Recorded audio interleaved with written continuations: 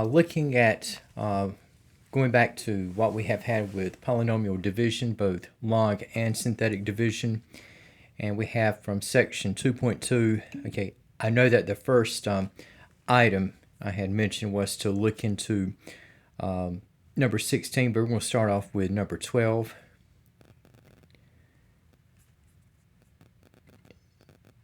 Good afternoon. You as well. And for what we have in the case of 12, we'll look at this through the lens of both the log and synthetic division, and where possible, I like to use synthetic division where I can. And we have for number 12, okay, now we have the divisor with x plus 3, and that is taken into the dividend. And the dividend, okay, we have with the fourth order expression. Okay, and so for what we have here, okay, so you got x plus 3 taking into 3x to the fourth plus 17x cubed, followed by 20x squared,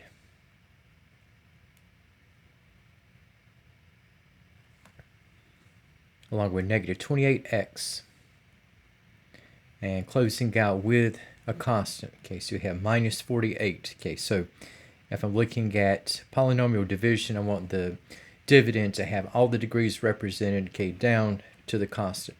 Okay, so for looking at the quotient, or looking for the quotient and the remainder, okay, so if I take x into 3x to the fourth,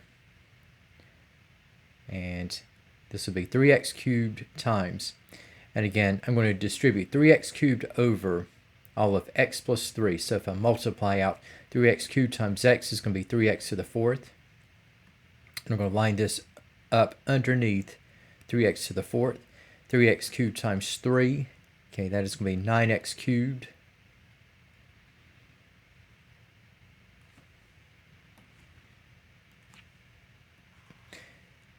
Again, with log division, okay, we are looking at row by row subtraction.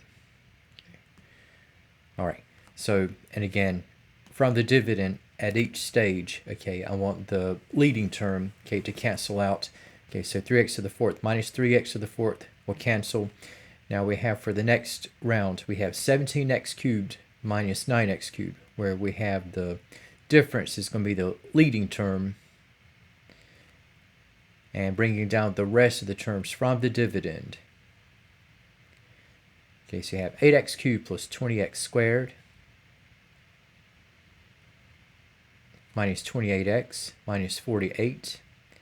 And we can continue with the log division, so I can now take x into 8x cubed, which will go 8x squared times,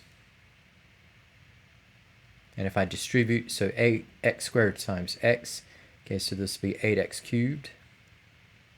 8x squared times 3 is going to be 24x squared.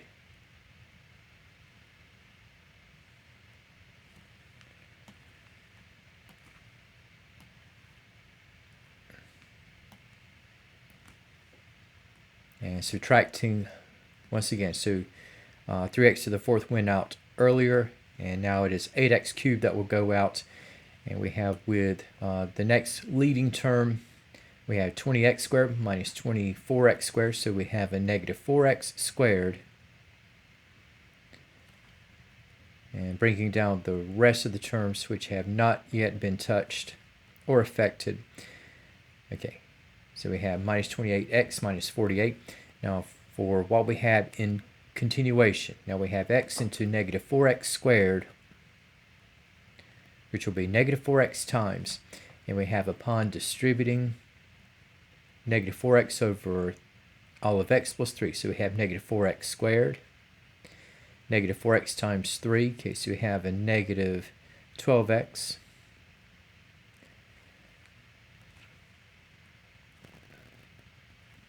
once again taking the difference, now it is going to be negative 4x squared plus 4x squared. That will provide the next cancellation. Now we got negative 28x and what's going to be plus 12x. So we have negative 16x. Now we have bringing down negative 48. And we can perform one more round of the division. So we have x into negative 16x. So that will be negative 16, and distributing. So you have negative 16x minus 48.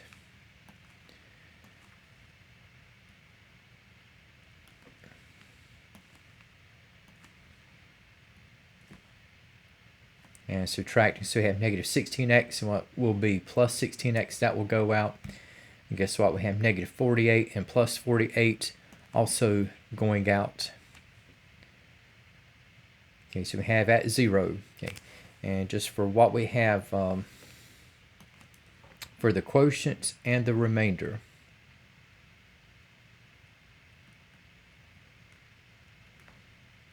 So again, we had the quotient with 3x cubed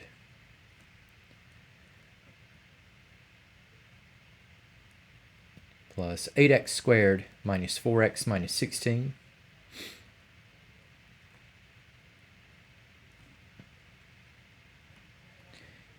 And we have again for the remainder, okay, that is going to be at 0. All right. Now just mention, just looking at this item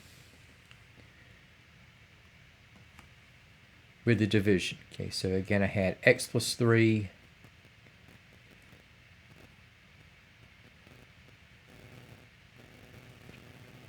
into this fourth order polynomial, and they're just going to mention, okay, just putting in terms of synthetic division.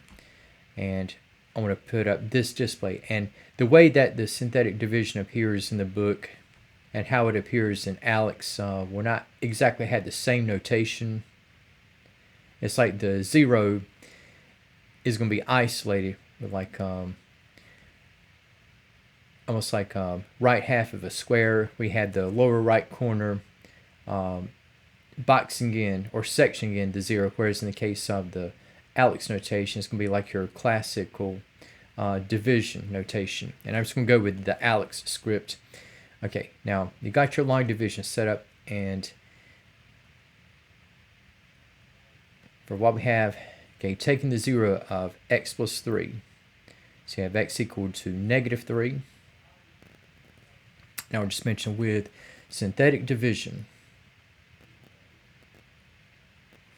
Again, so you have the 0 value of negative 3. And just using like ALEKS's notation. And we have in the setup, okay, we have contained inside will be the coefficients of the dividend. So we have 3 for x to the 4th, 17 for the x cubed, 20 for the x squared,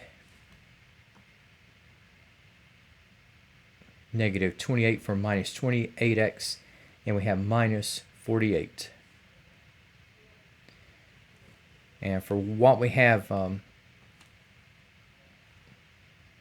in initiating, okay, the synthetic division, okay, so the leading coefficient from the dividend, okay, is going to be brought down, okay, and that's going to be the simultaneously the leading coefficient of the quotient and initiating, okay. Now where again we have long division to be a process of taking row by row subtracting, we're going to have with synthetic division, it'll be a case of taking column by column addition.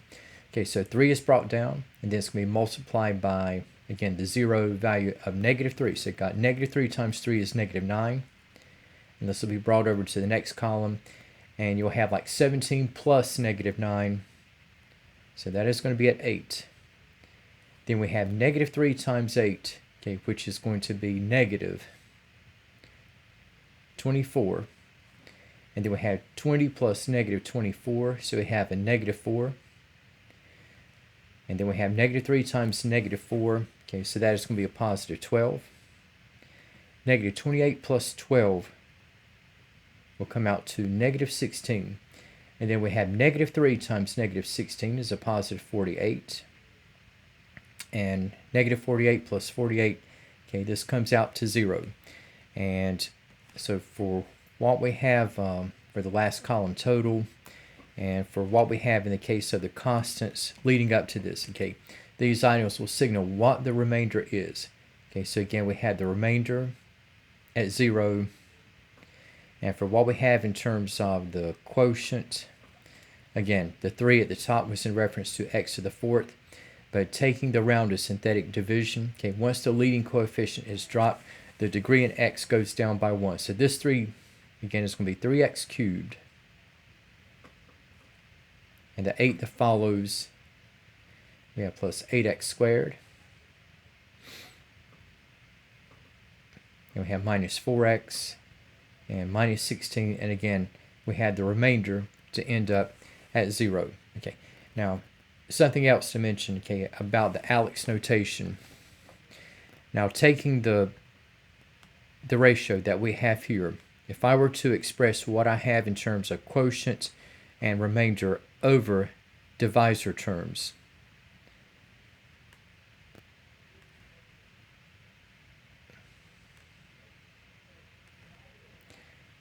I'm using this as a backdrop. This is one reason I'm adding in this problem, because I know that ALEKS can be kind of particular in terms of how the answers are to be applied.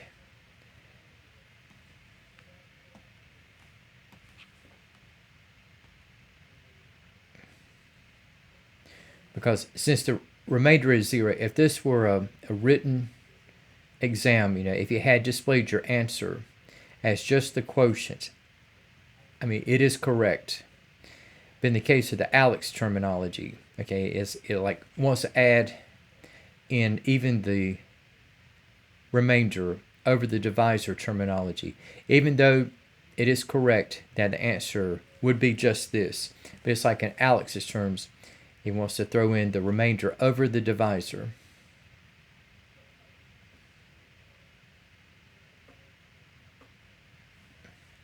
So I'm just going to mention here, okay, so for the 0 over x plus 3, okay, this is the part that comes in from ALEKS. Okay, if this were a handwritten exam, I mean, this is the same as just the quotient, but with ALEKS, it doesn't quite automatically pick up on that, so I just wanted to mention that. All right. Now, again, for criteria, in terms of being able to use synthetic division, okay, again, the divisor has to be first order, or has to be out of the form x minus c. No coefficient other than 1 in front of the x, and the variable x cannot have a raised power other than 1. And for 16, now we got, in this setup, now we got x to the 5th minus 2x to the 4th. And we have plus x cubed minus 8x plus 18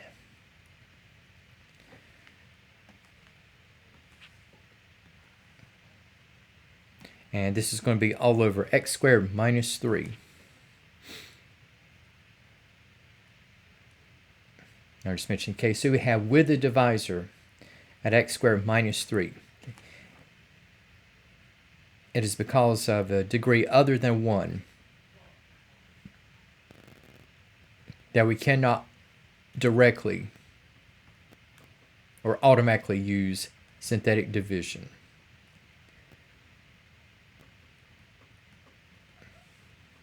And to be able to use synthetic division directly, it's like you had to go through other processes like factoring. But in terms of just going directly to the polynomial division, okay, this is a situation where you have to use long division. Okay, and we have with the divisor. Now I have x squared minus 3. And now in line with like what the textbook has, now you have to use 0 placeholders, for dividends. But in the case of divisors, it's kind of optional. But I'm going to use 0 as a placeholder. Notice you have a gap between x squared and negative 3, so I'm just going to use like a 0 placeholder for the missing first order variable term. So I got x squared plus 0x minus 3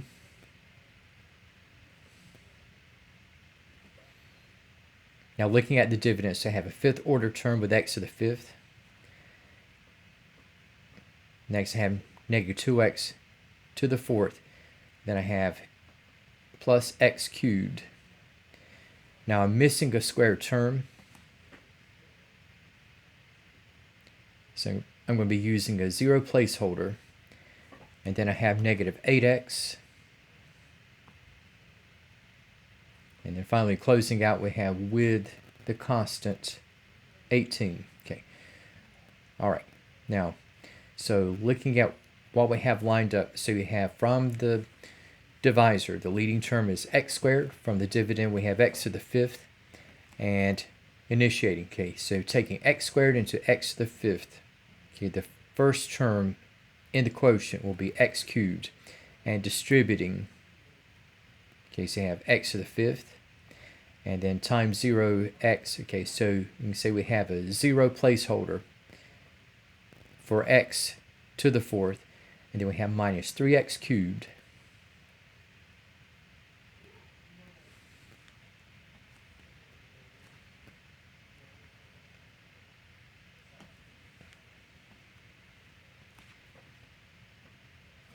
So looking at what we have in the process. So if I subtract, okay, now we have x to the fifth will go out, and in x to the fourth, okay, we have negative 2x to the fourth minus 0.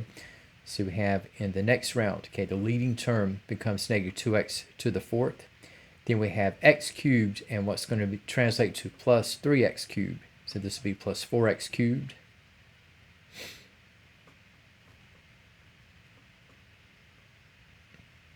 Then we have plus 0x squared minus 8x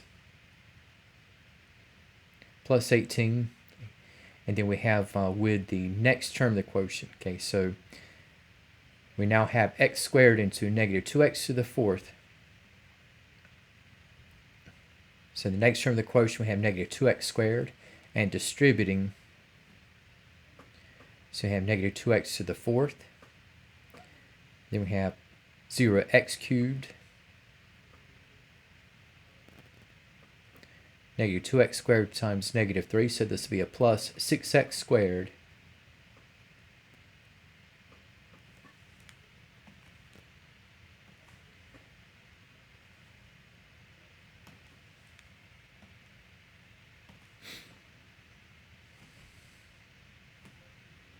Okay, so again, we had the leading terms to cancel, and the next leading term, okay, now it's going to be 4x cubed.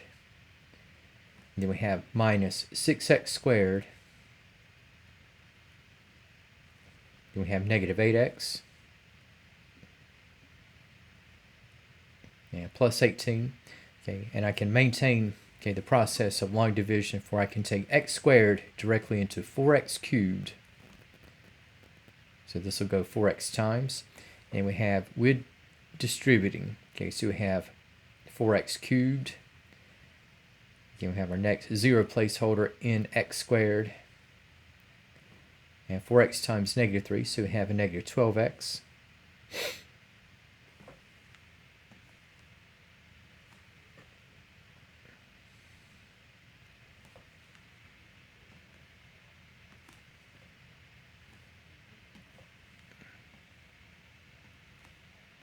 Okay. Now we have in the setup, so 4x cubed will go out.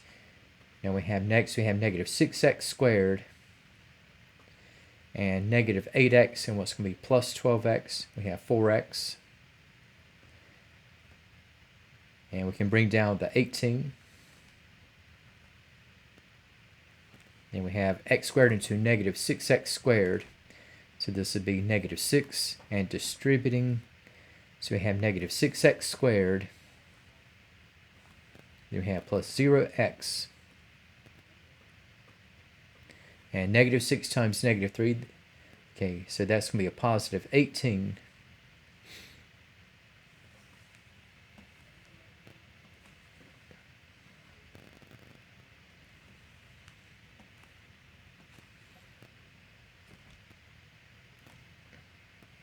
Then we have with subtracting, okay, so negative 6x squared plus 6x squared will go out. Then we have 4x minus 0 goes to 4x. And 18 minus 18 will go out. And guess what? I cannot take x squared directly into 4x, and this is going to be, I believe, our first case where the remainder is not just a constant but a variable term. So we have, in the case of the quotient,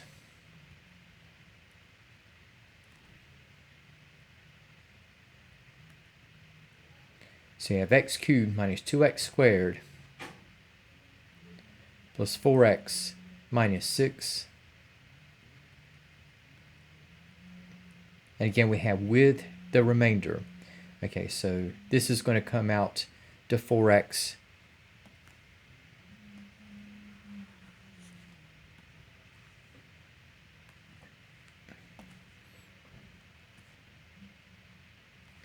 And so just for the expanded notation, in the case of the quotient and the remainder over the divisor,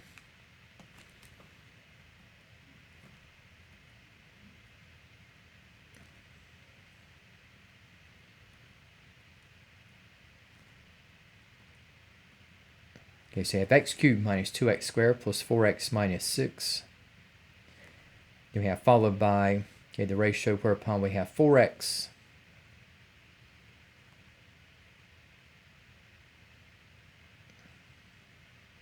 all over x squared minus 3. So that would be your expanded notation where we had on display the quotient and the remainder over the divisor. Okay, now where we have setting the stage, okay, to find the quotient and the remainder through the use of synthetic division.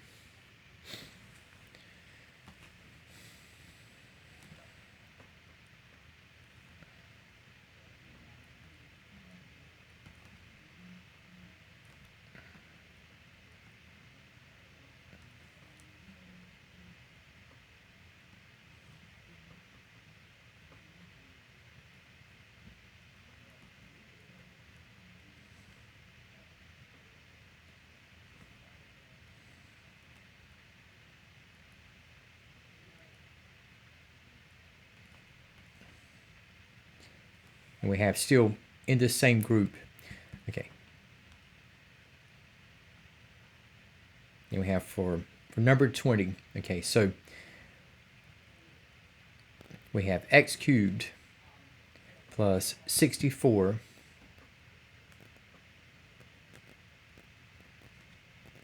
divided by, okay, the quantity of x plus 4. Okay, now we're going to use synthetic division, okay, but just making sure that all the degrees in the dividend are properly, or say all the degree terms in the dividend are properly displayed. Now for the long division setup, okay, so your divisor, okay, we have an x plus 4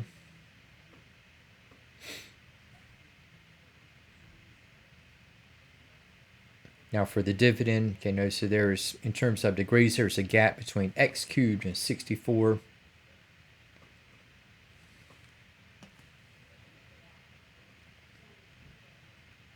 So filling in, okay, for the empty spaces, okay, so we have 0 placeholders for both x squared and x.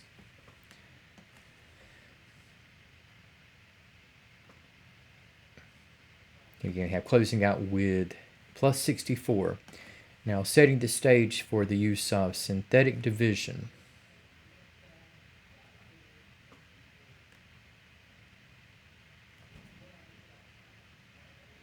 Okay, so with x plus 4 as the divisor, now we're going to have for the 0 of the divisor. Okay, so if x plus 4 is 0, again we have the x is equal to negative 4.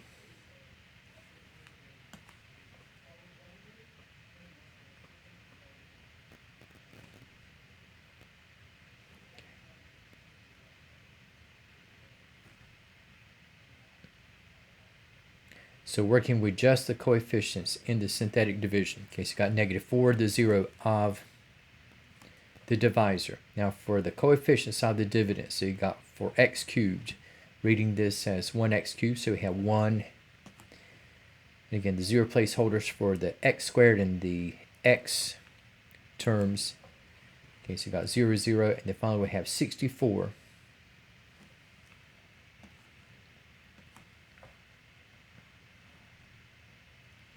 and setting the stage for column by column addition. Okay, so we have bringing down 1. Then we have -4 times 1 is -4. 0 plus -4 is -4. -4 times -4 is +16. 0 plus 16 is 16. And we have -4 times 16 is -64. And 64 plus -64 is 0. Okay, so just looking at what we have for the quotient and the remainder. Okay, so last column total is going to be the remainder.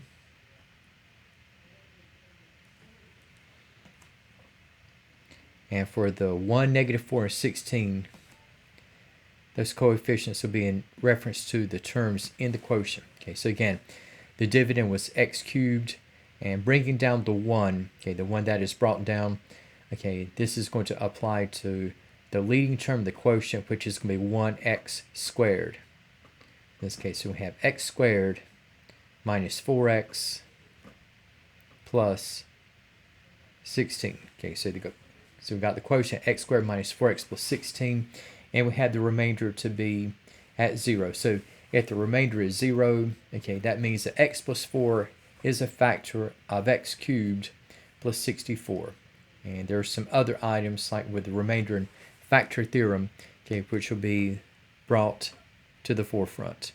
Okay, now for what we have in the case of number 24, and we have for the divisor, okay, that is going to be x minus 2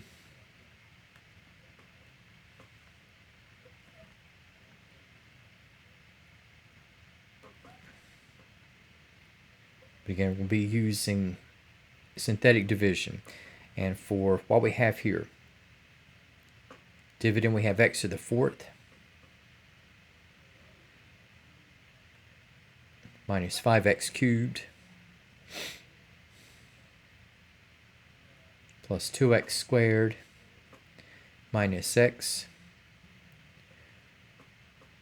followed by the addition of 20.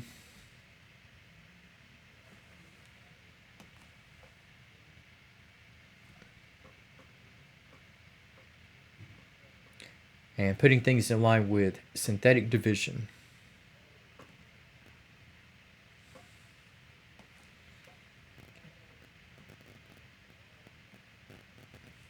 Okay, so we've got 2 as the 0.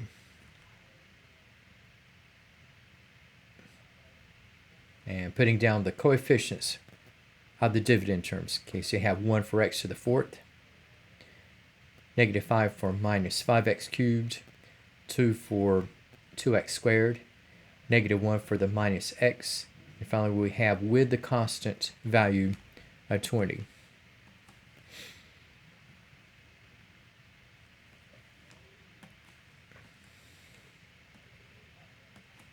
So looking at what we have here, so leading coefficient, the dividend will be the leading coefficient in the quotient, and then we have 2 times 1 is 2, -5 plus 2 will be -3.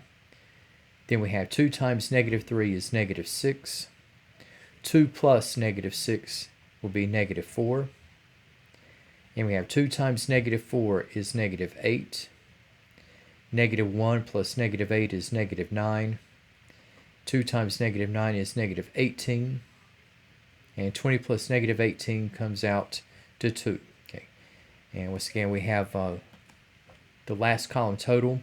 Okay, this is going to be the remainder.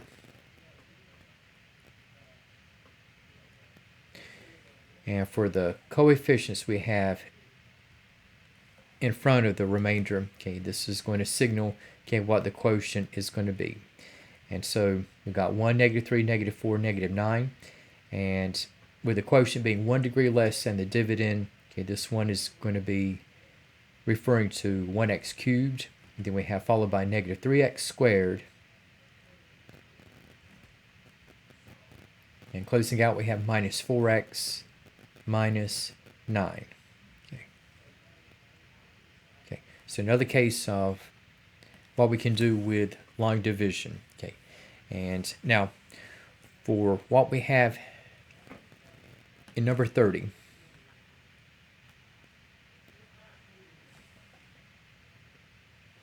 And for what we have in this case, all right, so you have like your long division set up. You have the divisor at x minus 3, and we have with the dividend. Okay, so you have 2x squared plus x minus 21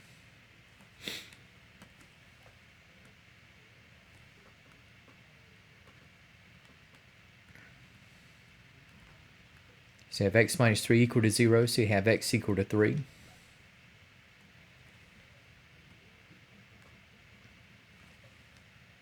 And for what we have in the case of synthetic division,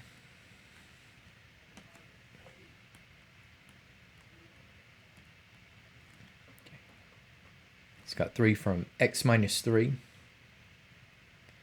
Again, with the dividend, okay, we don't have any missing degree terms, so you got in line the second order term, first order and x term, and we have closing out with the constant. So I can put down 2, 1, and minus 21.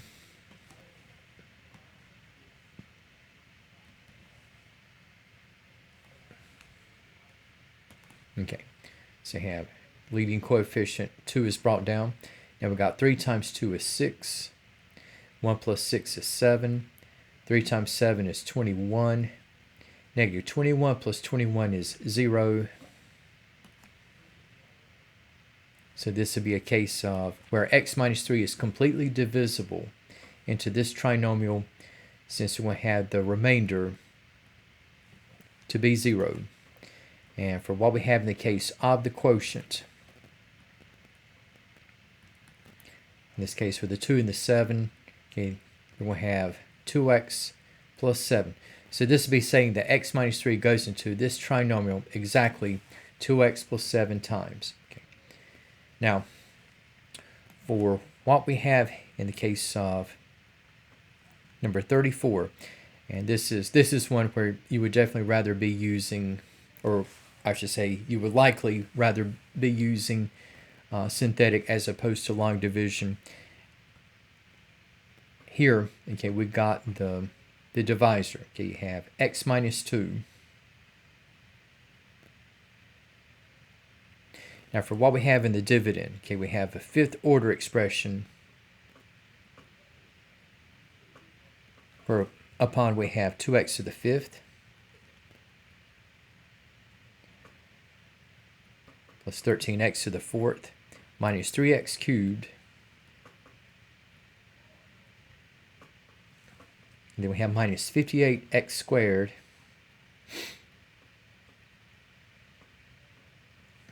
and then we have rounding out the rest of the terms, so we have minus 20x plus 24.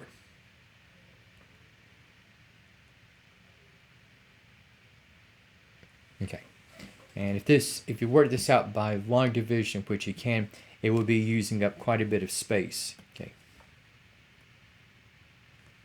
But again, the nice thing about synthetic division is that where it can be used, okay, you can save up a lot of workspace. So here we have with x minus 2 equal to 0, here we have the 0 at x equal to 2. And for what we have by synthetic division,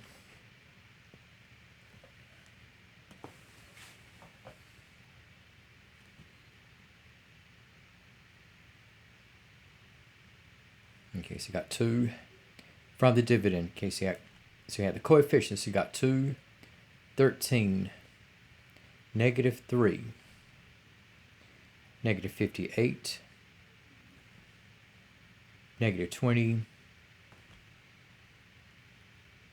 followed by 24, the constant.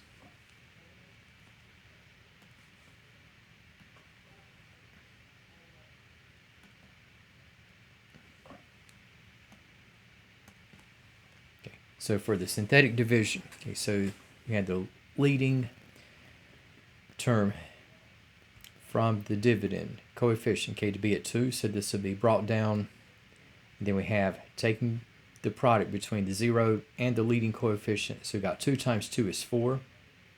Bringing this over to the next column, we have adding 13 and 4, so we have 17. Then we have 2 times 17 is 34, and 34 will be situated underneath -3 in the next column. Adding together, -3 plus 34 comes out to 31. Then we have 2 times 31 is 62. -58 plus 62 is going to be 4. And we have 2 times 4 is 8. And then we have -20 plus 8. So this will be at -12. And we have 2 times -12 is -24. And we have 24 plus -24 is 0. And so this is signaling that we're going to once again have complete divisibility since the remainder is equal to 0. Okay. And for the quotient, since we have complete divisibility, okay, so the quotient will be the number of times, okay, that x minus 2 goes into this fifth order polynomial expression. So we have the 2, 17, 31 running across. Okay, so we have explicitly stating what the quotient is going to be. So this 2 here is going to be referencing 2x to the 4th.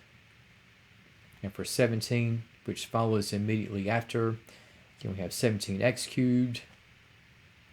Then we have immediately followed by 31x squared.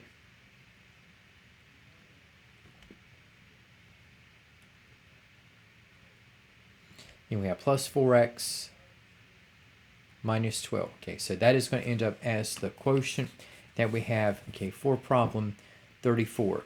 Okay, now, in the case of a couple of theorems,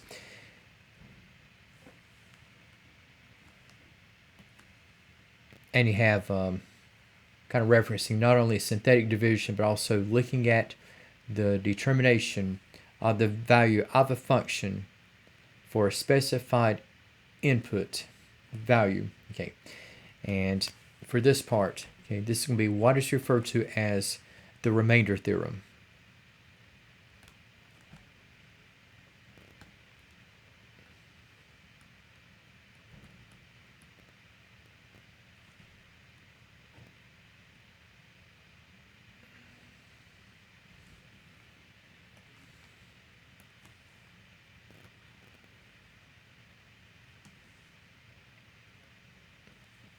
And in the case of the remainder theorem, okay, say we have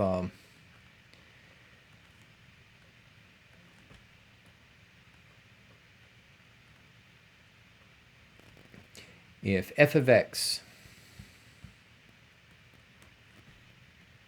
is a polynomial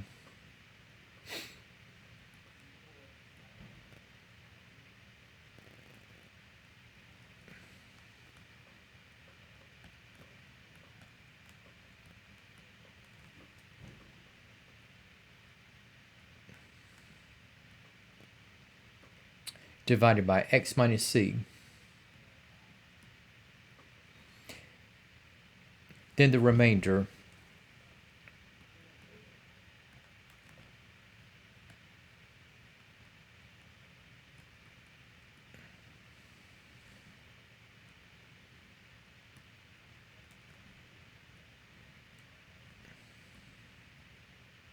will be f of c. All right, and let's kind of give you a case here. Let's say if we have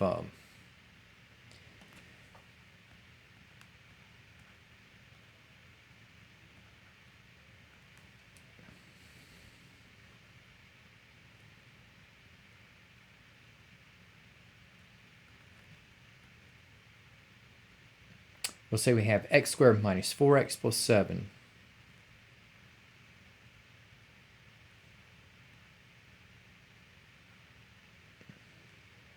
is divided by x minus 3. Okay, so you have a polynomial divided by x minus c. Okay, so your f of x in this situation, okay, so your f of x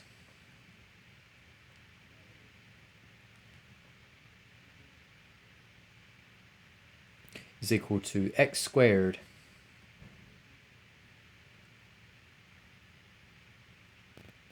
minus 4x plus 7.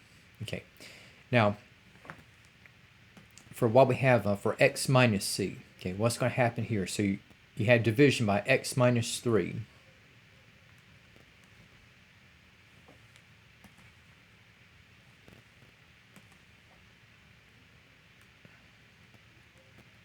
So if you have x minus 3 equal to 0, we have that x is equal to 3.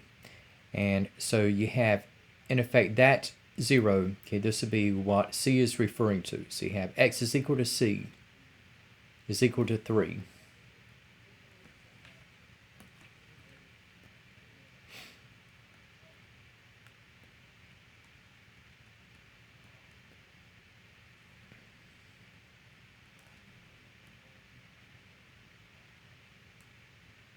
So you have that the remainder is equal to f of c. Again, we have f of c is going to be f of 3. And looking at what we have, what do I do with 3? Well, I go back to f of x, and where I have with the input now specifically at 3. So we have 3 squared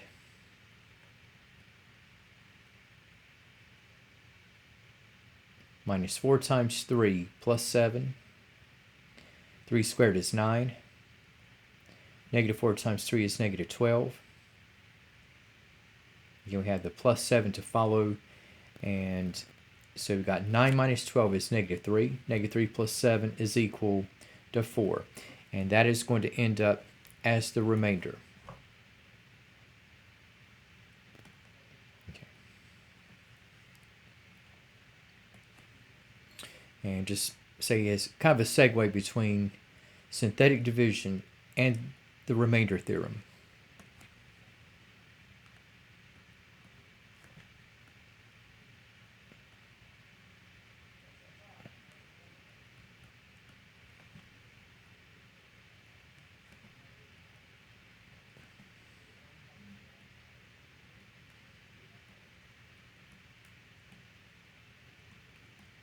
Right, two different ways of arriving to the very same thing.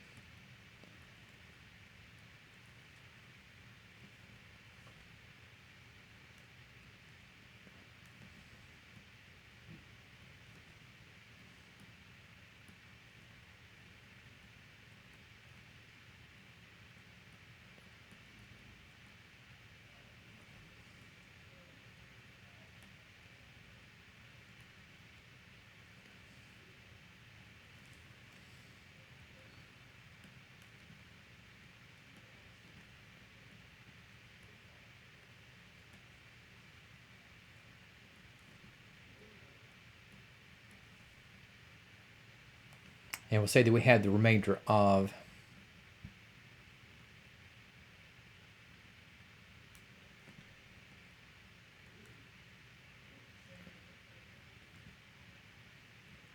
we'll say we have x cubed minus 4x plus 8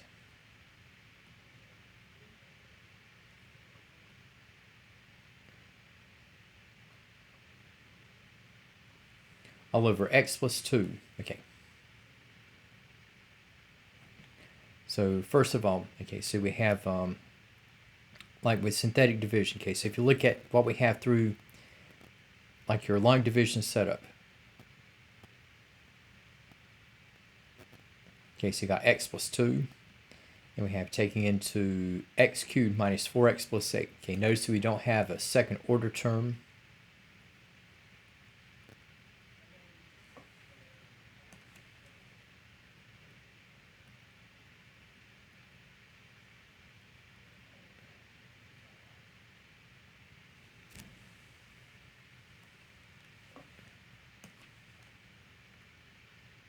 And now setting the stage for synthetic division.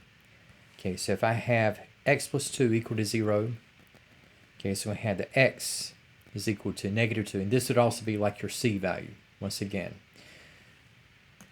So translating this setup along the lines of where where I had the capacity to use synthetic division. Okay, so I got -2.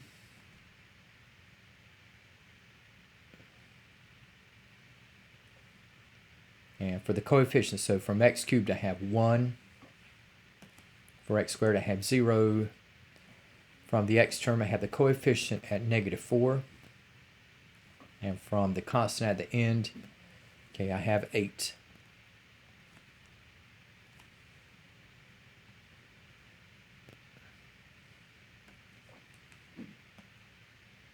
Now looking at what I have in the process, okay, so you got bring down the 1.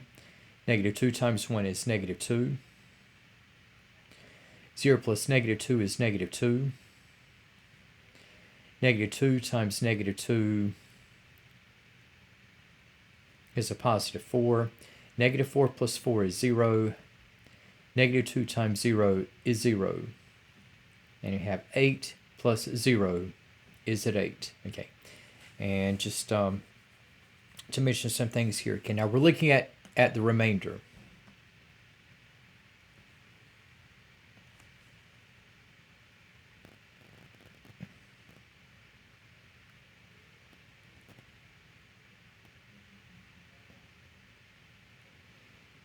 Okay, so the remainder is equal to 8, but I just want to mention something about the quotient.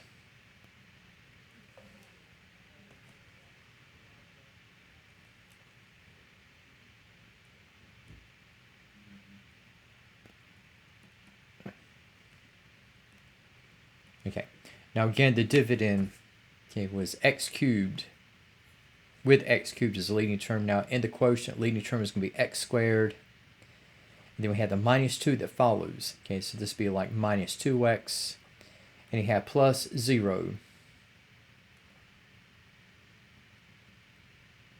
And you can put this in short, okay, as x squared minus 2x, since the constant is negligible. But you can write it out either way. But x squared minus 2x or x squared minus 2x plus 0 will suffice.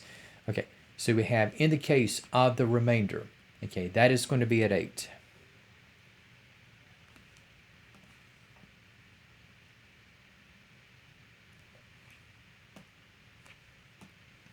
All right. Now, for what we have in the case of the other approach, okay, with the use of the remainder theorem,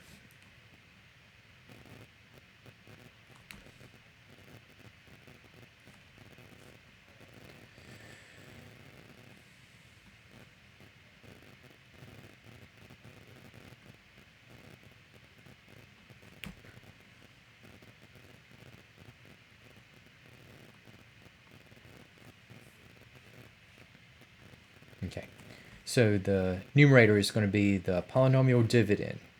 And in the universe of the use of the remainder theorem, okay, that is going to be our f of x.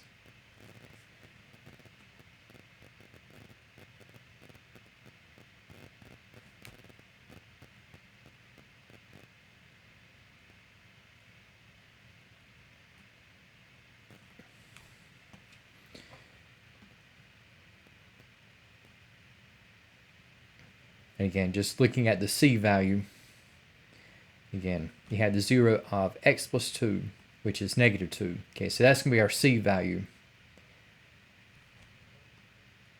So yeah, the x is equal to c is equal to -2.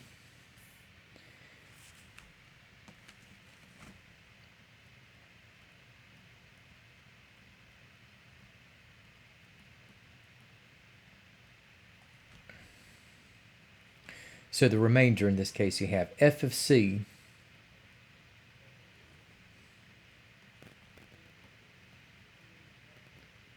and with c at -2, so the remainder we have f of -2. So what do I do with -2? I go back to the polynomial function, that is the dividend, and plug in -2 for x. So we have -2 to the third. -4x becomes -4 times 2. In this case, correction, -4 times -2.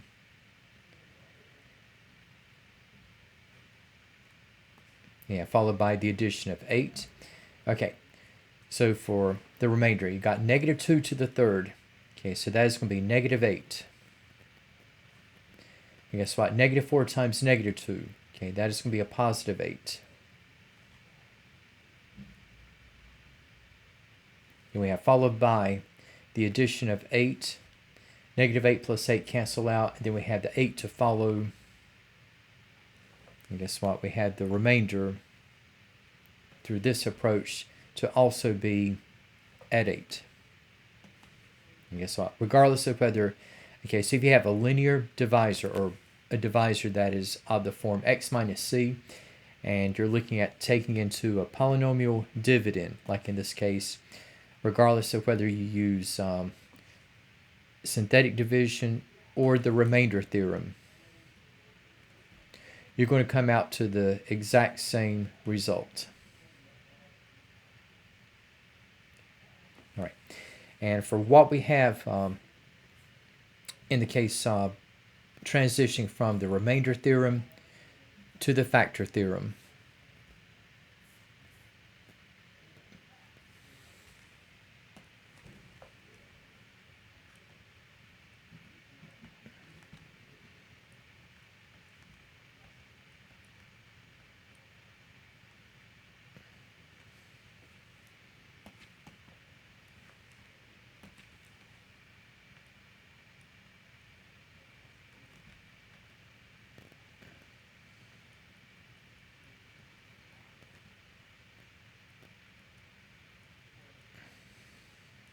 and there'll be repeating elements from the remainder theorem. These will link together.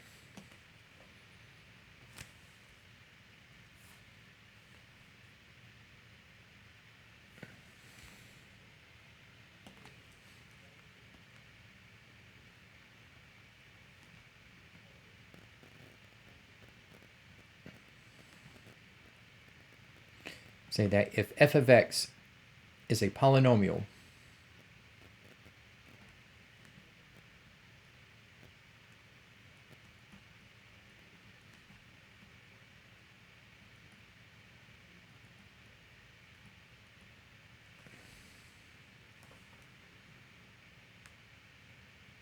divided by x minus c,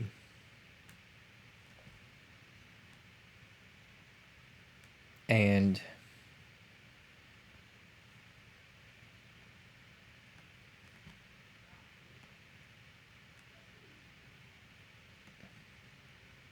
we have that the remainder f of c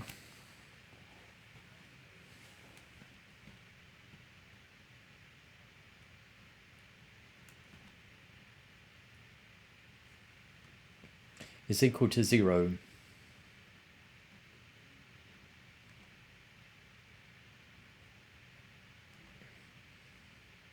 Then you can say that x minus c is a factor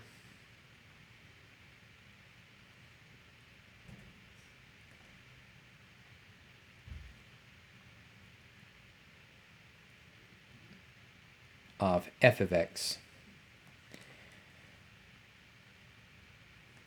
But on the other hand, okay, if the remainder does not equal to 0, then you cannot say that x minus c is a factor of f of x.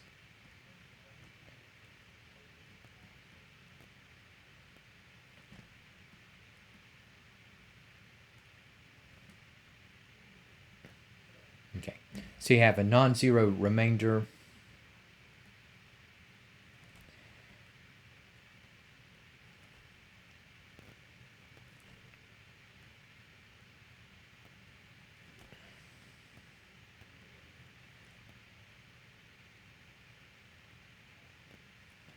then x minus c is not a factor of f of x.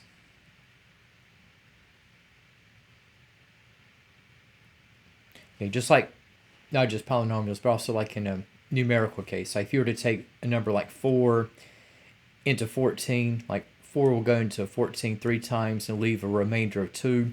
And since that remainder is non-zero, since you have a remainder of 2 as opposed to 0, we cannot say that 4 is a factor of 14. So 4 is not a factor of 14. And you can say that as an example, okay, we had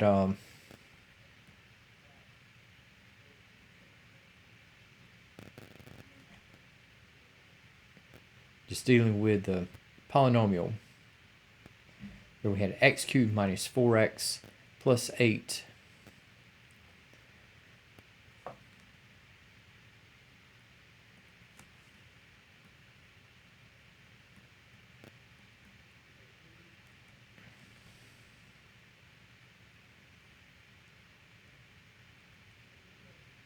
divided by x plus 2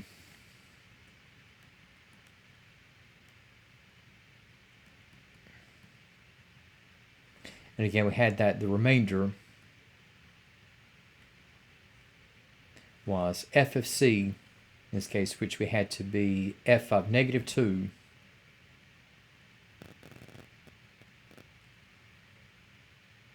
and again that was equal to 8,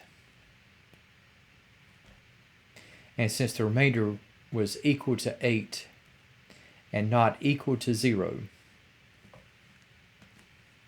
on the basis that we have a non-zero remainder, what this signifies is that x plus 2 is not a factor.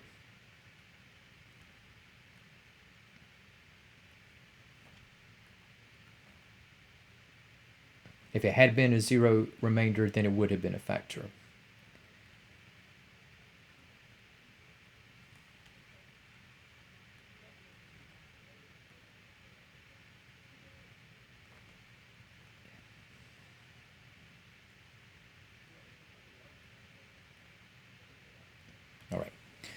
All right, and so again, just harping on what we have had with quotients and remainders, and the stuff that we have, kind of going back to the remainder theorem and the factor theorem, and blending in with synthetic division. Okay, this will bring us back to some of our earlier stuff when we looked at factoring polynomial expressions. Okay, even going back to the early days of what we had to come right after the FOIL method. And we can call this next part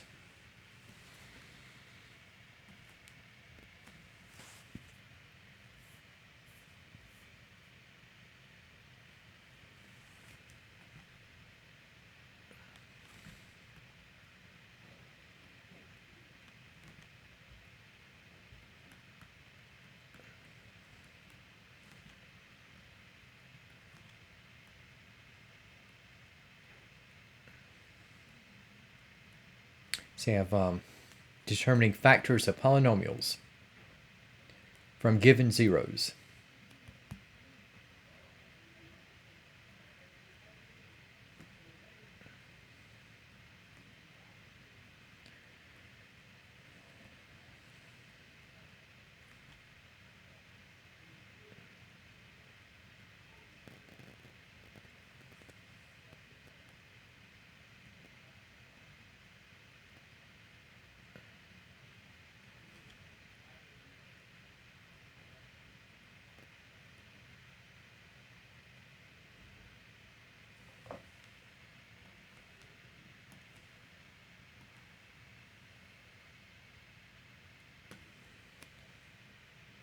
I'm going to give you a case here. Okay, from given zeros, it's like the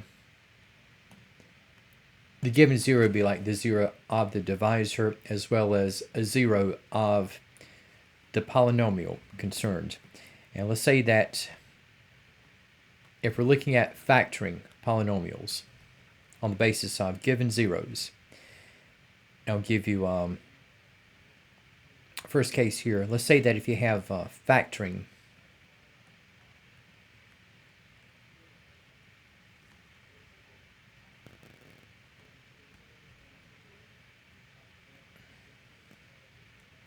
so you have factoring f of x is equal to, and we'll say that we have x squared, and we'll say we have x squared minus 4x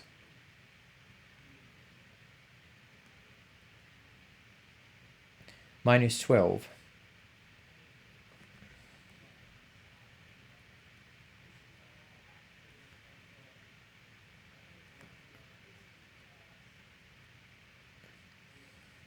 given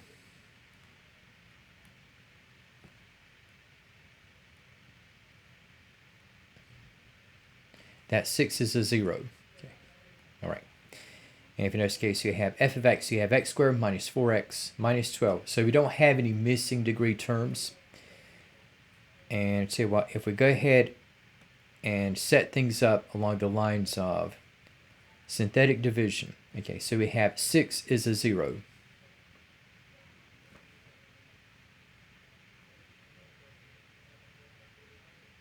And putting down the coefficients of the dividend. Okay, so we have for x squared, okay, we have 1. For minus 4x, okay, we have negative 4. And we have with the constant at the end, okay, we have minus 12.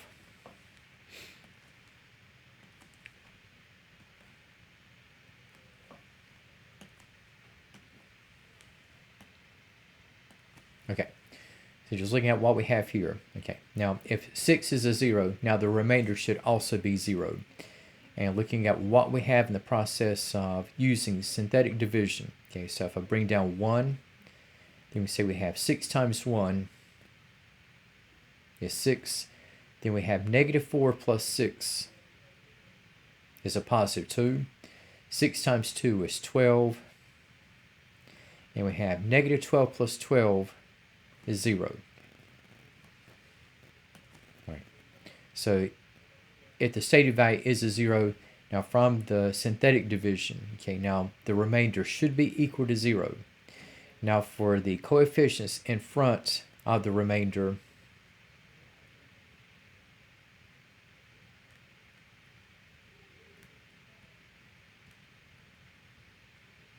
okay, now the 1 and the 2, okay, so we have transition from 1x squared to 1x. So the quotient is going to be at x plus 2. And just looking at what we have within, okay, so you have 6 is a 0. And you can think of this as working backwards. Okay, so you have x is equal to 6. And we say that this originates from setting equal to 0, the binomial x minus 6. Okay, so we can say that we have the divisor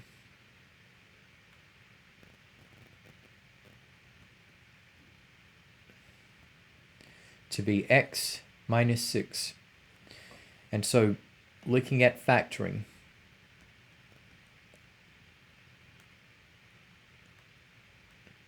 okay, so you have f of x is equal to x squared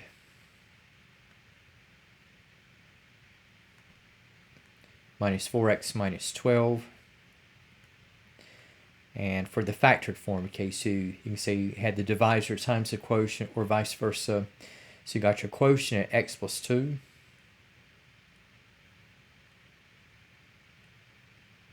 And the divisor we have at x minus 6. And x plus 2 and x minus 6, okay, those are already completely factored. So this will be the factorization, okay, of what we have for this trinomial expression. Okay.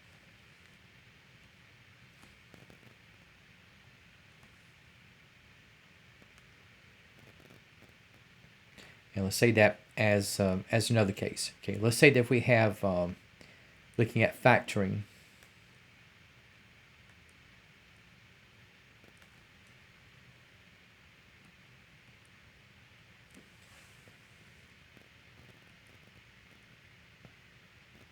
Let's say we have f of x is equal to 2x squared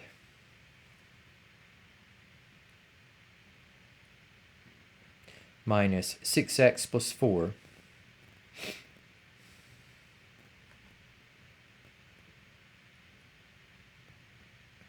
And say we have given that 2 is a 0.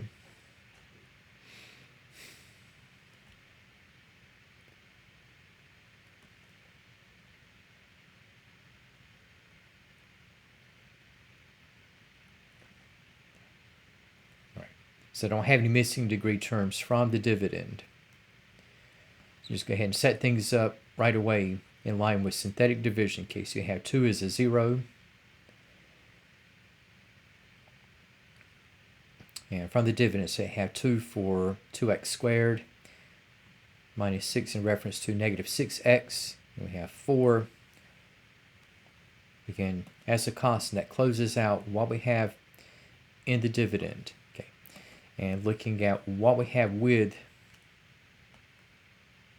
the synthetic division. Okay, so you got bring down 2.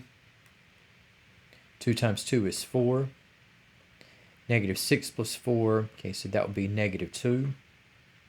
And we have 2 times negative 2. Okay, so that would be negative 4. 4 and negative 4. Okay, so this will come out to 0. Okay. Okay, so got the remainder equal to 0. Again, just identifying the divisor. Okay, so you have like x equal to 2. If you see it intuitively already, okay, let's go ahead and declare the divisor. So the divisor is going to be x minus 2.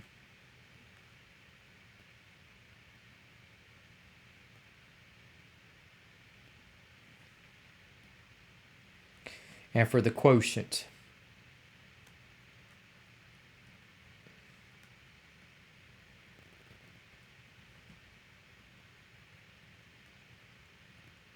okay, so this time this will be 2x minus 2. So in looking at factoring completely, so again we have f of x, so you have 2x squared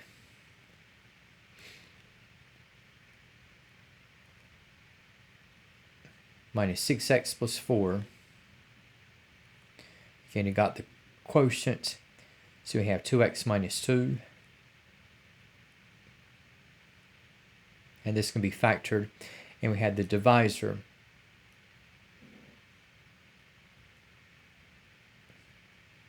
which we have at x minus 2. Now for 2x minus 2, I can factor out the 2. 2 will go into 2x minus 2, x minus 1 times. So I got 2 times the quantity of x minus 1, and again times the divisor, which we will have at x minus 2.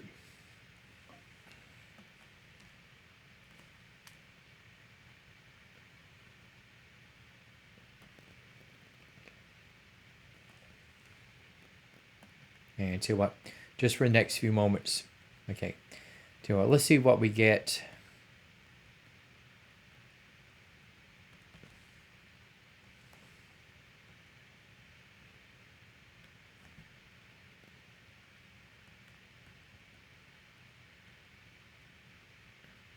We'll say we have factoring f of x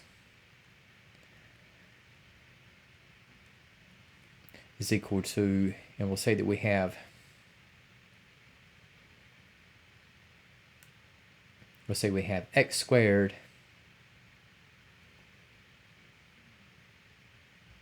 and we'll say we have x squared minus 10x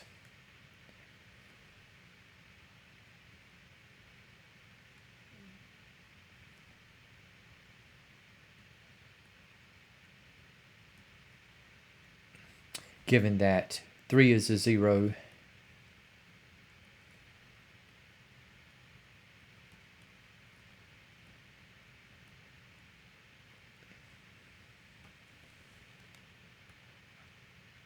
and another case, okay, let's say we have factoring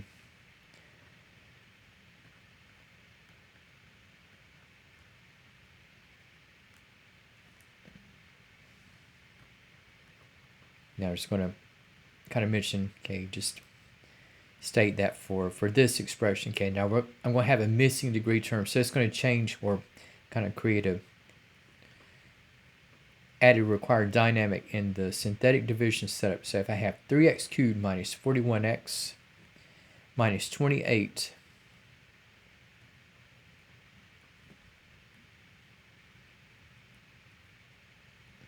and say we have given that 4 is a 0.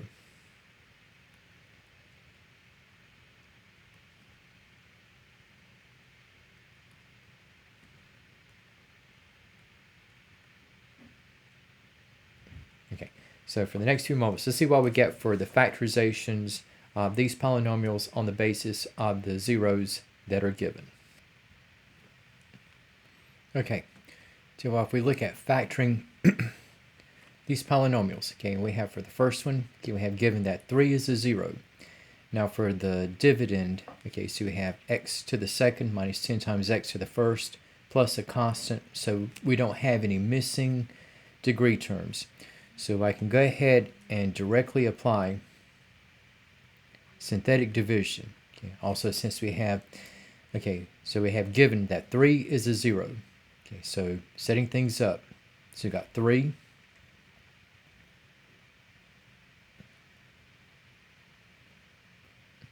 and placing the coefficients of the dividend. So from x squared I have 1, from negative 10x I have minus 10, and I have 21 at the end. Okay, and so what we have with the synthetic division, okay, so leading coefficient of the dividend, okay, we also have the leading coefficient of the quotient. So bringing that down, we now have 3 times 1 is 3.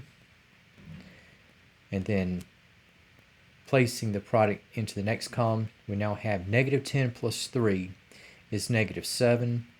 And now we have negative 7 to be multiplied by 3. And 3 times negative 7 is negative 21. And 21 minus 21 comes out to 0. Okay, so again, the remainder should always be 0 if we have factoring involved through what we have the given zeros of the divisors. Okay, so this will be, again, so you have the remainders at 0.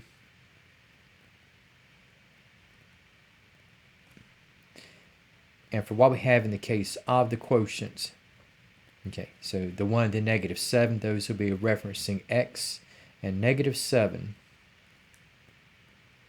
in the case of the divisor. Okay, so you have x equal to 3. Again, 3 is going to be the 0 of x minus 3, so x minus 3 becomes the divisor.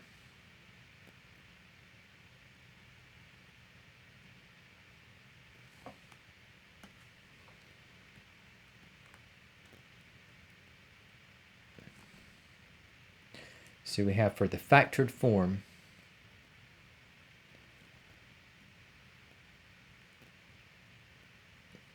okay, so we got x squared minus 10x plus 21, and the quotient, again, we have x minus 7. That expression is already in simplest form, and we had the divisor, which we have at x minus 3, and no further factoring is needed. So x squared minus 10x plus 21 factors out to x minus 7 times the quantity of x minus 3. Okay, now for what we have in the next case, all right, for our polynomial dividend, okay, now we have 4 as a 0. Now if you notice, okay, we have a missing second order term, so we can say we have 3x cubed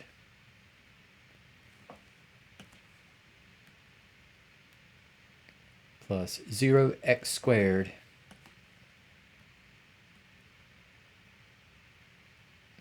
minus 41x minus 28. And now using 0 as a placeholder, and given that 4 is a 0, I can go ahead and set things up in terms of synthetic division. Okay, so you got 4, and lining up the coefficients of the dividend. So I got 3, 0, negative 41, and minus 28.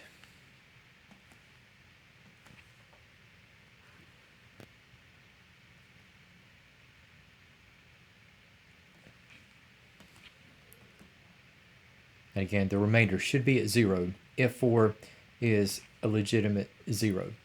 Okay, so looking at 3, bring this down. Okay, and we now have 4 times 3 is 12. And we now have 0 plus 12 is 12. 4 times 12, okay, is going to be 48. Negative 41 plus 48 is 7. 4 times 7 is 28. And negative 28 plus 28 is 0. Okay. Again, so you have the remainder at 0. And for the quotient, okay, so we had the 3 at the bottom. Okay, this is going to be referencing 3x squared. And then we have followed by 12x. And we have with 7. And from 4, okay, we have for the divisor. Okay, think about x equal to 4. And this originating from setting equal to 0. The binomial x minus 4. So we have the divisor at x minus 4. So for what we have for the factored form,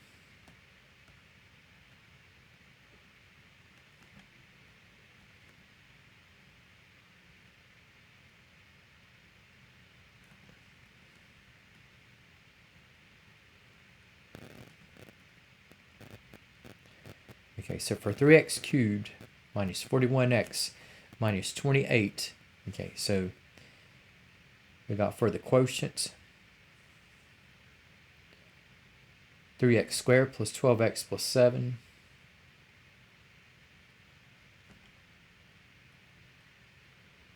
We have times the divisor, which again we have at x minus 4. And looking at what we have now, so 3x squared plus 12x plus 7. In terms of integer coefficients, okay, this cannot be factored out, okay.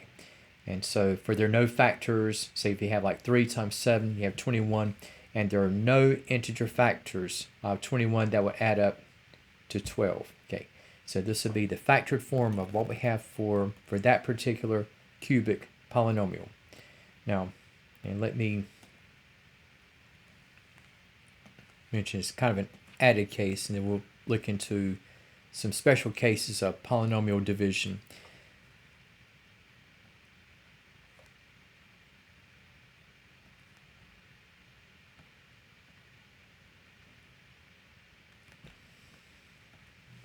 And say we have looking at factoring. So we have f of x is equal to 4x cubed minus 20x squared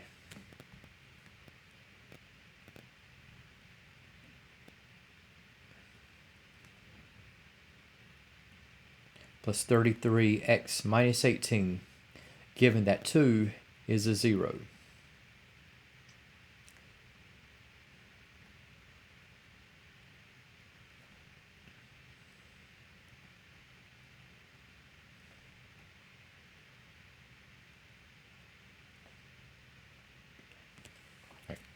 Okay, so we have with this dividend, okay, so we got a cubic, square, first order, set of terms in x, and we have closing out with a constant.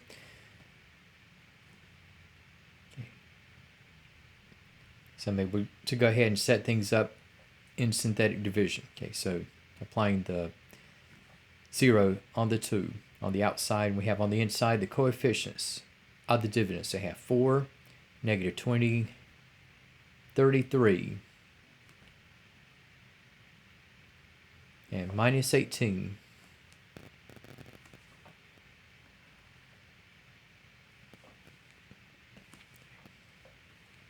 Again, going through the cycle, okay, so you got for the leading coefficients brought down. Now we got 2 times 4 is 8. Negative 20 plus 8 is negative 12. Now we got 2 times negative 12, which will be negative 24. And 33 and negative 24, okay, that will come out to 9. And 2 times 9 is 18. And we have negative 18 plus 18. Okay, this will come out to 0. Okay, so we have the remainder at 0.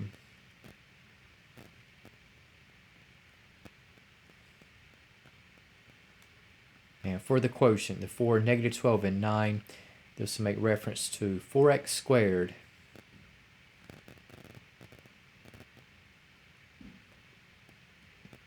minus 12x plus 9.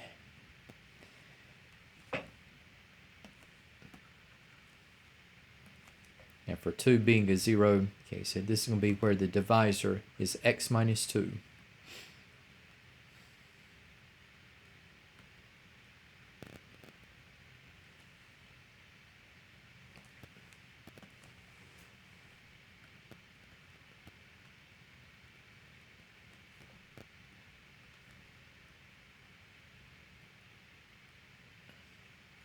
So for the factorization, okay, so you got 4x cubed minus 20x squared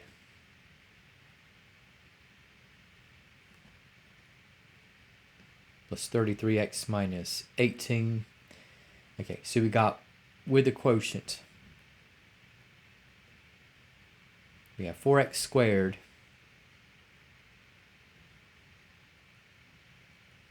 minus 12x plus 9. And we have times the quantity of x minus 2. Okay, now we can factor even further. And you can do stuff like factoring by grouping. But what's going to happen here is that it's going to turn out that the quotient is going to be a squared trinomial. For once you factor, then we have 2x minus 3 times itself.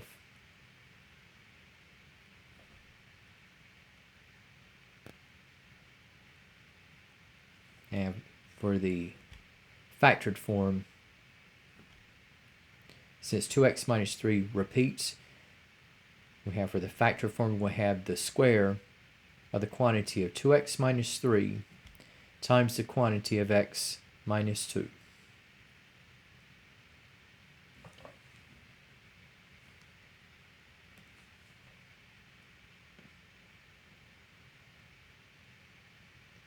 All right, now looking at what we have transitioning, okay, away from what we have with synthetic division, okay, we're sort of going to go back to some of the graphing concepts, and this be in the case of what we have with what we refer to as vertical asymptotes. And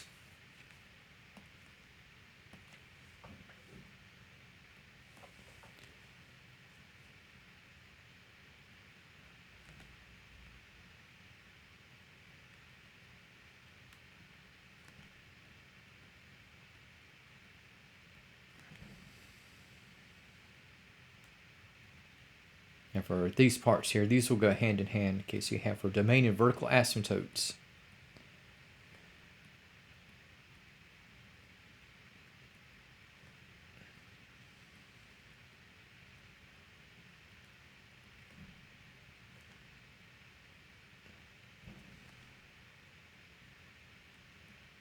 Of rational functions.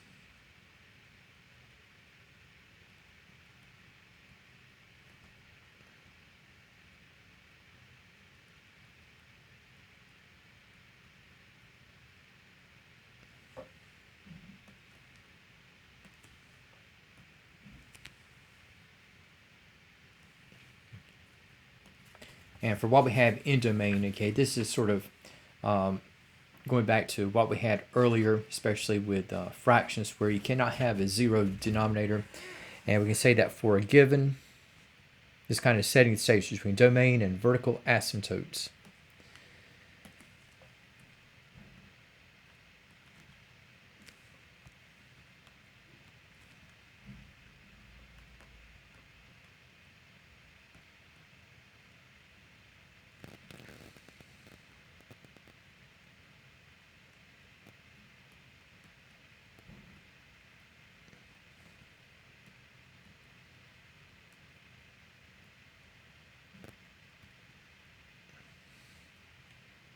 Okay, say for a given rational function between polynomials, R of x,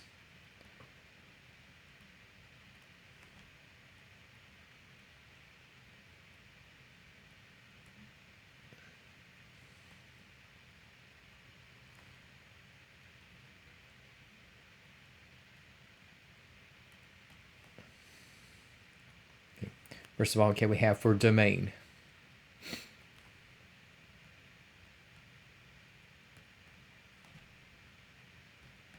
Okay, again, the domain, this will be the set of all values x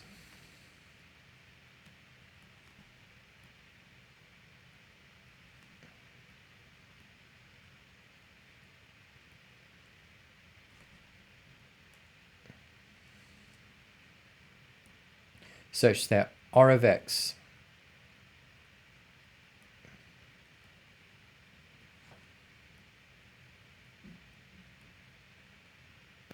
such that R of x is defined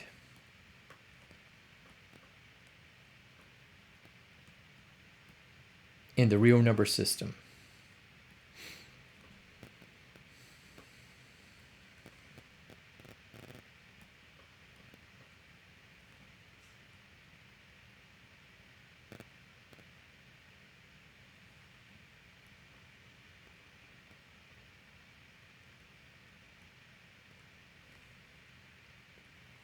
Now, for what we have regarding vertical asymptotes,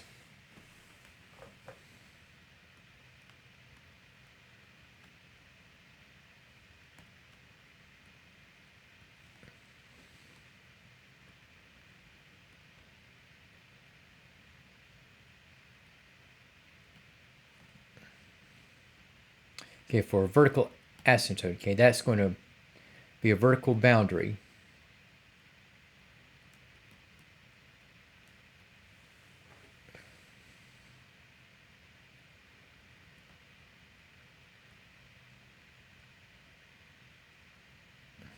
that splits the graph of R of x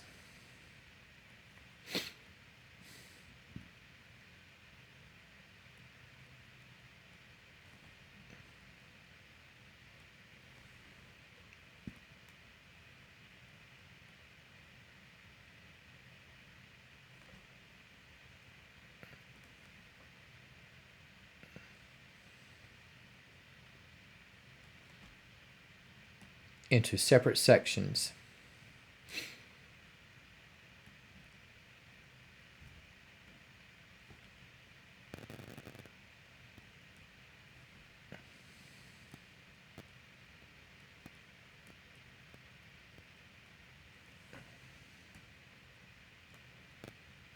And is formed by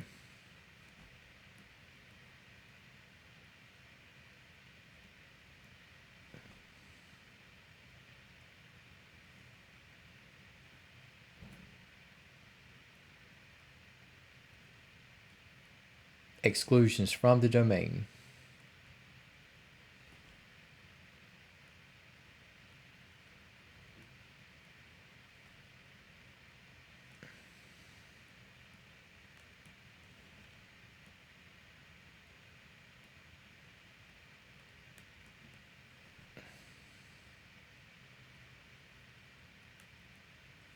Whose factors remain in the denominator.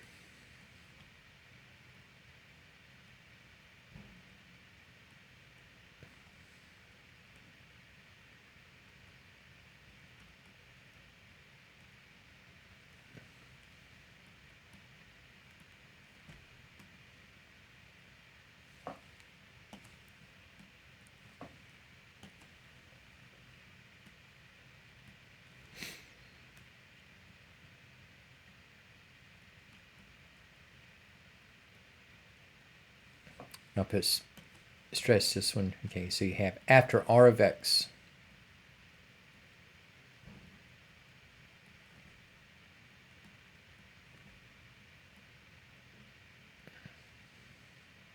is reduced to lowest terms.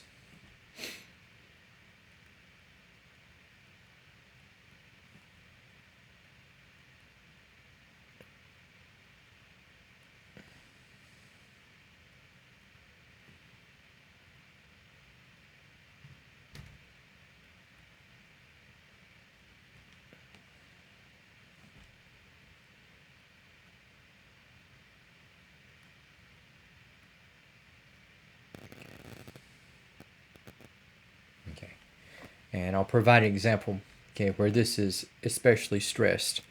Okay, and let's say that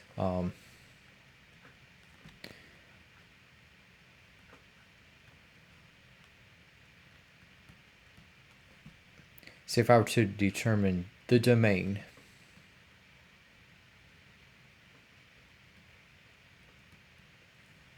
and vertical asymptotes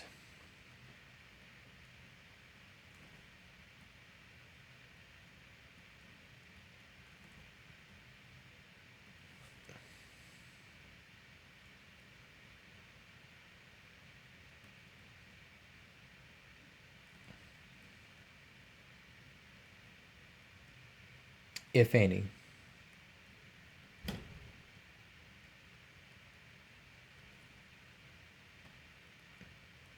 and say we have of the following. Okay, and we'll say we have just to kind of give one in brief. I'm give a couple, okay, that are already in simplified form. Okay, so we have say we have r of x is equal to, and we'll say we have 2 over x minus 1.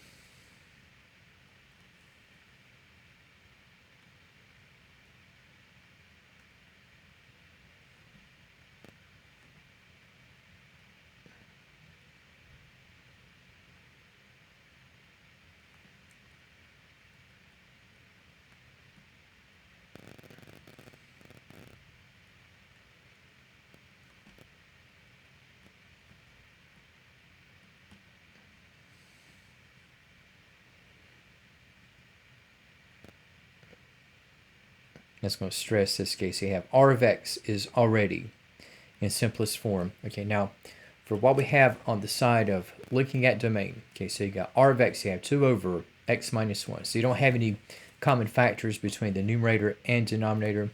So if we go ahead and look for the domain, again, the restriction on the domain is going to be that x minus 1 cannot be equal to 0. And if x minus 1 cannot be equal to 0, so we're going to have that x cannot be equal to 1.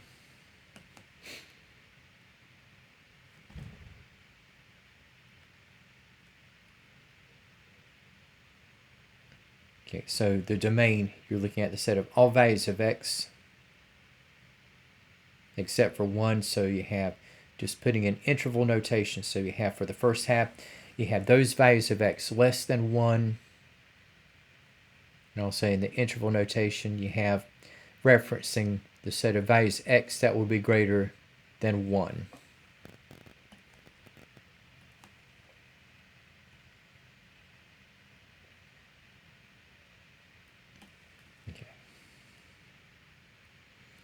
Okay, and for what we have here, okay, so for what we have regarding vertical asymptote, okay, so you have formed by exclusions from the domain whose factor or factors will remain in the denominator after the function is reduced to lowest terms, okay, and r of x is already in lowest terms.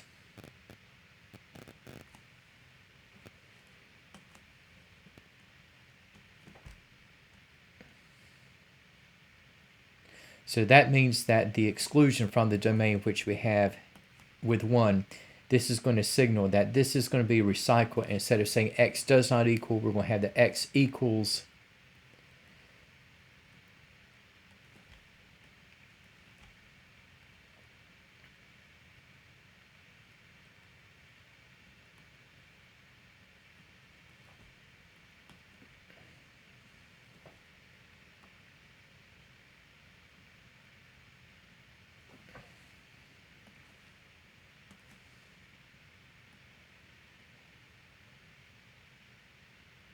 Okay, so the value of 1, okay, has two capacities. On the side of not equal, it's not going to be part of the graph of the rational function. But for the equal to 1 part, it's going to play a role in terms of forming that vertical boundary that's going to split the graph of the rational function and to provide a visual.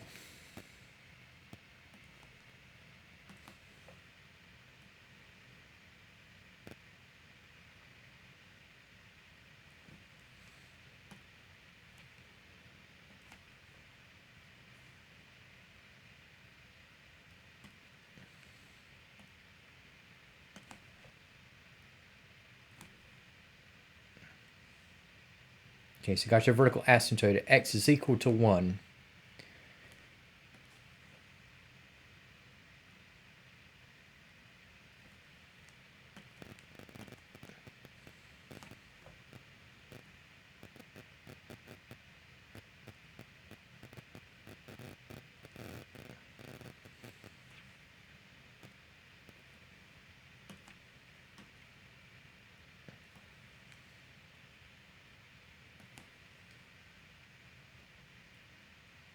Then it's going to say VA for vertical asymptote. So you got your vertical asymptote at x equal to 1.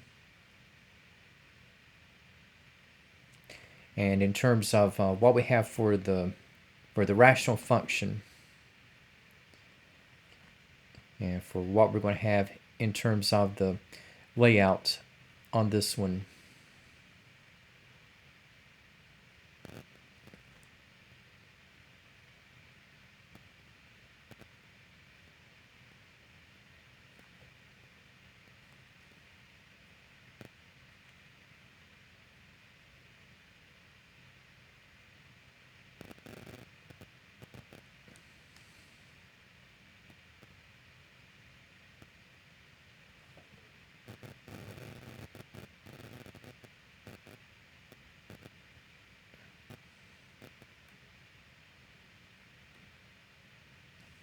again, this is kind of a crude sketch, but just for what I have with the green curves here. Okay, so you have two separate sections, and these portions will be in reference to r of x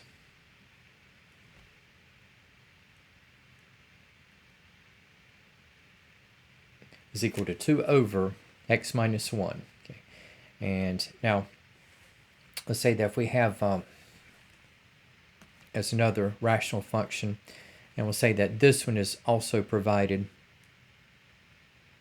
in simplified form. We'll say we have r of x, and we'll say we have is equal to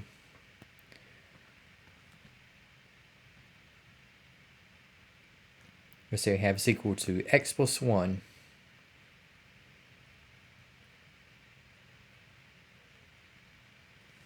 all over x plus 4. Okay, now for the restriction on this, again, for a rational function, again, x plus 4 cannot be equal to 0.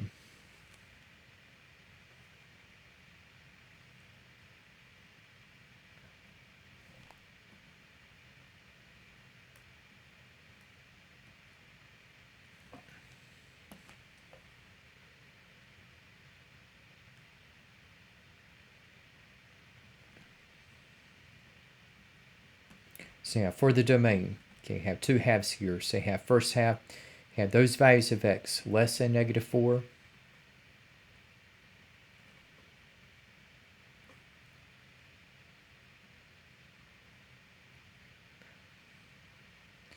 And for the second half, we have those values of x, okay, which will be greater than negative 4.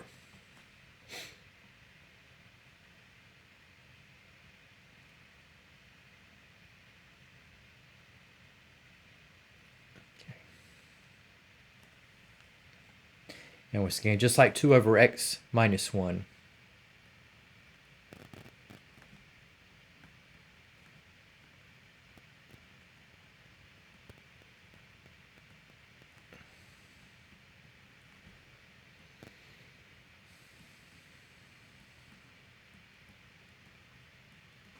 Okay, so you have r of x is already in simplest form. So for what this is going to indicate, okay, is that the exclusion from the domain which we have with negative 4, okay, that is going to be the only vertical asymptote that exists.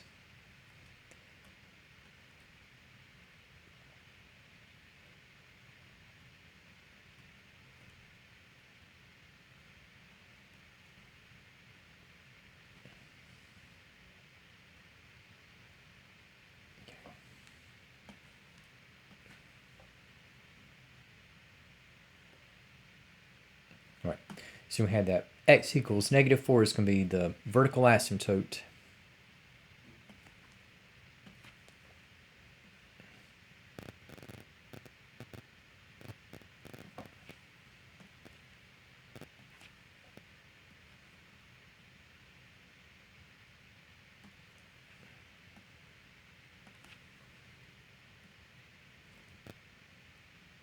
Okay, so you have x equal to negative 4.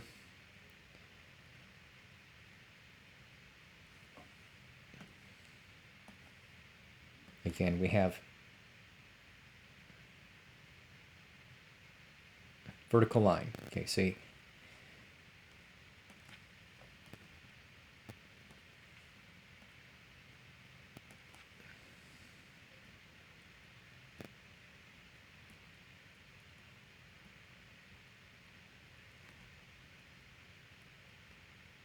Okay, so you have a vertical asymptote at x equal to -4.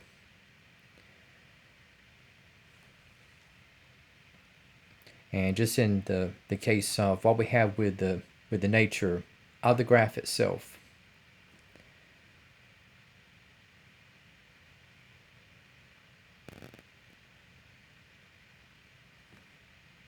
again, another kind of a crude sketch.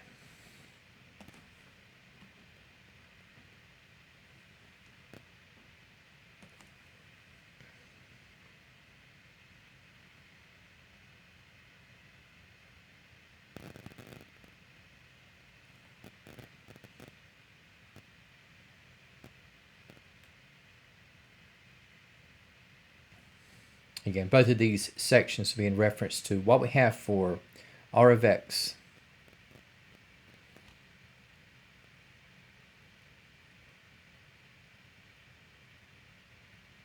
is equal to x plus 1 all over x plus 4.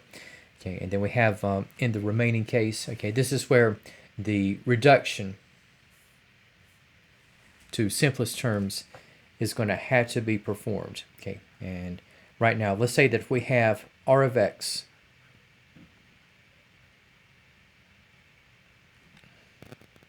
is equal to x squared minus 1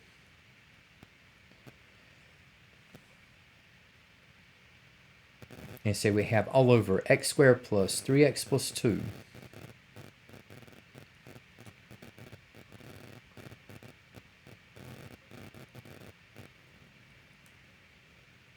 Okay, now this rational function is not yet in simplest terms.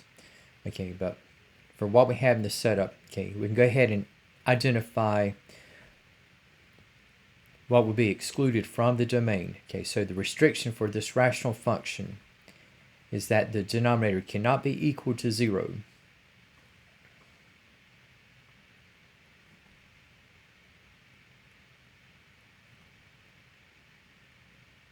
Okay, and factors of the trinomial, okay, we have with x plus 2 and x plus 1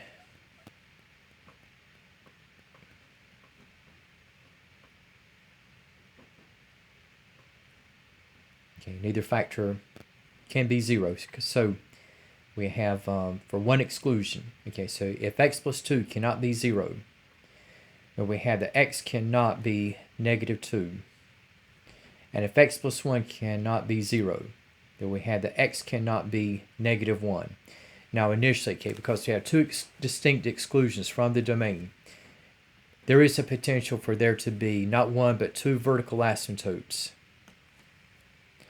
And looking at what the vertical asymptotes will be, okay, so right now we got r of x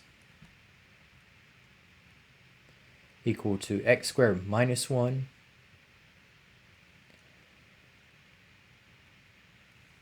all over, okay, what we have with x squared plus 3x plus 2. Now between the numerator and denominator, okay, I can factor for x squared minus 1. Okay, so this will factor out to x minus 1 times x plus 1 for x squared plus 3x plus 2. And we have x plus 1 quantity times the quantity of x plus 2. And if you notice, we have common factors between the numerator and denominator. So I'm just going to take this once more.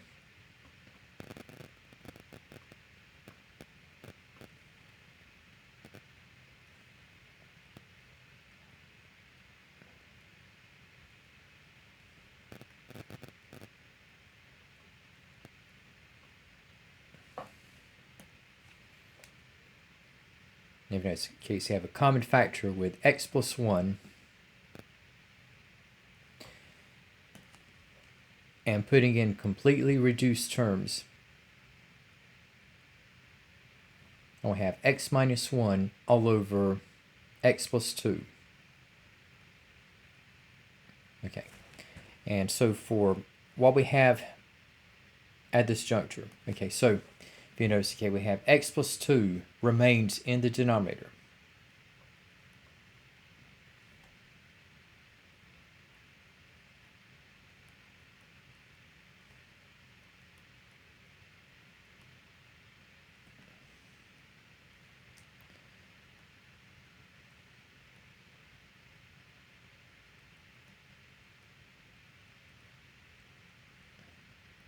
And the 0 of x plus 2, that's going to be the vertical asymptote. So in this case, we have a vertical asymptote at x equal to negative 2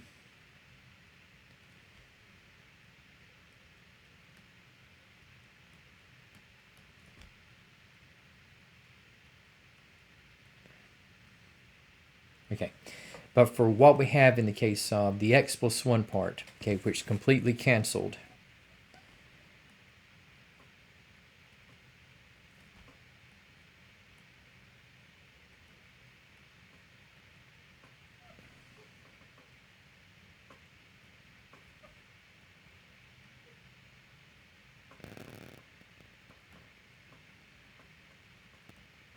okay, so you have x plus 1 cancels out completely from the denominator.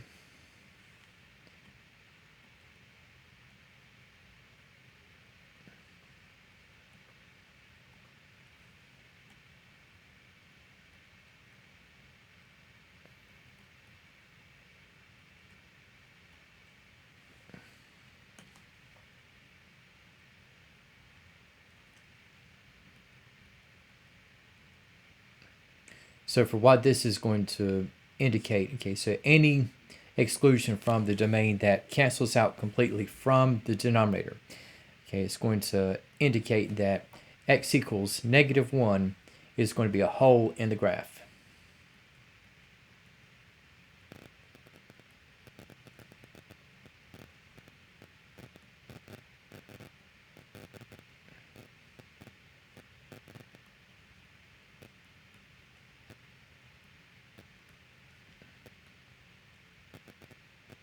Okay. So just looking at what we have once again. So we have for the rational function, okay, we had two exclusions from the domain. Okay, so we have for the domain,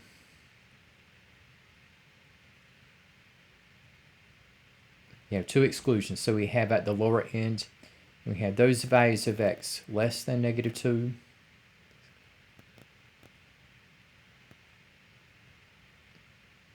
Again, so we have bypassing negative 2.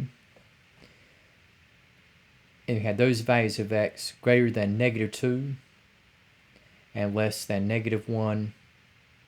And with negative 1 as the second and last exclusion from the domain. Okay, we have for the rest of the domain will be those values of x greater than negative 1. Okay, so you have in the interval notation, okay, this is going to be the domain.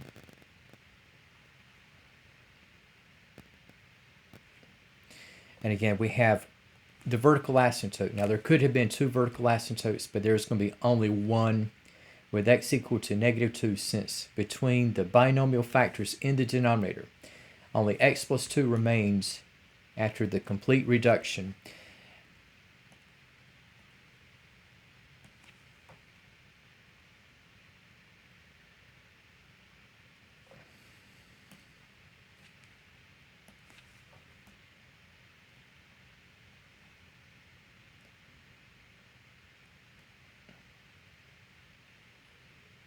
And once again, just constructing kind of a graph on this one. Okay, so there's only one vertical asymptote. Okay, and that again is going to be at negative 2.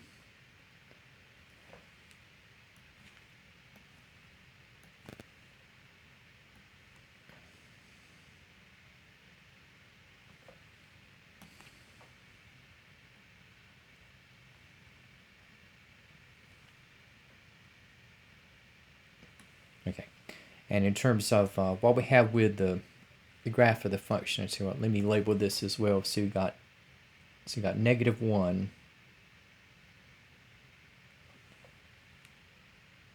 and in terms of what we have with the graph of the function.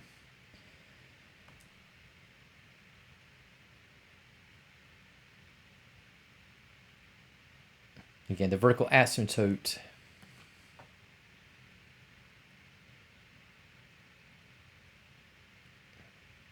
with x equal to -2. Okay, so this will split the graph. Okay, now for what we have in the case of the other portion here,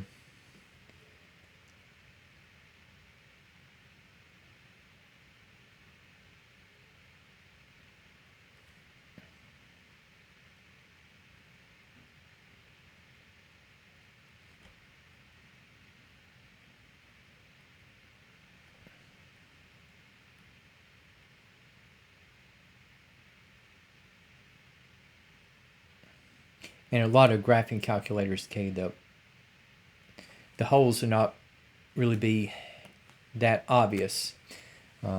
Okay, so you got for your section case, you have a vertical asymptote at x equal to -2, and you have the graph of r of x is split up, and again, x equals -1 is going to be a hole in the graph. Okay, and so we have just applying what we have here.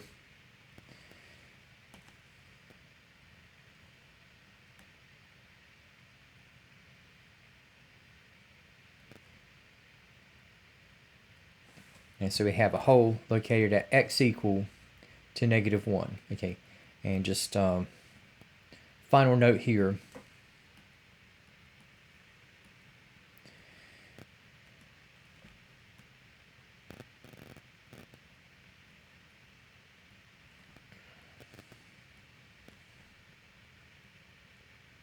The graph of r of x never touches a vertical asymptote.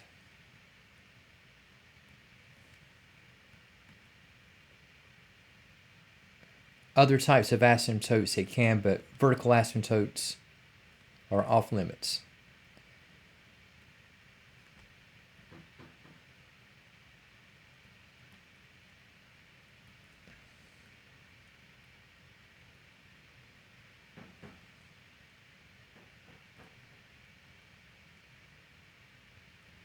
Okay.